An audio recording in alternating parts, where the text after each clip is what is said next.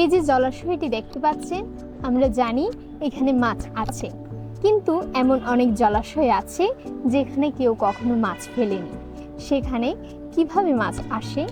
যেমন বিলের মাঝখানে, গভীর জঙ্গলে কিংবা নতুন খননকৃত পুকুরে কেউ কখনো মাছ ফেলেনি। তাহলে সে মাছ এলো কি করে? ঠিক তেমনই প্রশ্ন আমারও এসেছিল। আজ আমরা জানাবো সেই তত্ত্ব, কিভাবে একটি পুকুরে মাছ না ফেলার পরও সেখানে মাছ আসে। 2019 সালে PNAS প্রকাশিত এক গবেষণায় বিজ্ঞানীরা দেখান এই রহস্যের নীরব এক বাহক হচ্ছে পাখি।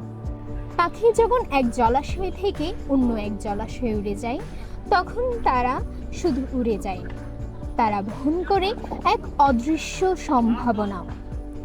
কিছু মাছের ডিম এতটাই ক্ষুদ্র ও সহনশীল যে পাখির পাকস্থলীর অম্ল হজমকারী এনজাইম আর অন্ত্রের চাপের মধ্য দিয়ে যেতে পারে। আবার অনেক সময় ডিম লেগে থাকে পাখির পা, পালক কিংবা ঠোঁটে।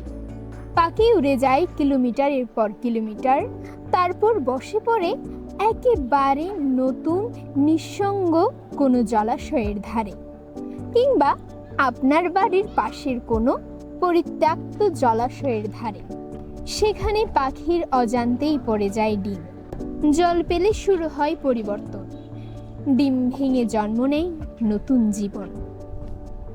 এই গল্পটা শুধু মাছের আগমনের নয়, এটা আমাদের শেখায় এক প্রজাতির অস্তিত্ব আরেক প্রজাতির হাত ধরেই এগুলো।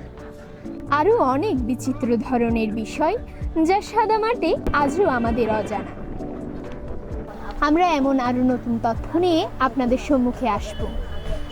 অর্পিতা দেওয়ানজি দিঘি, CCN, কক্সবাজার।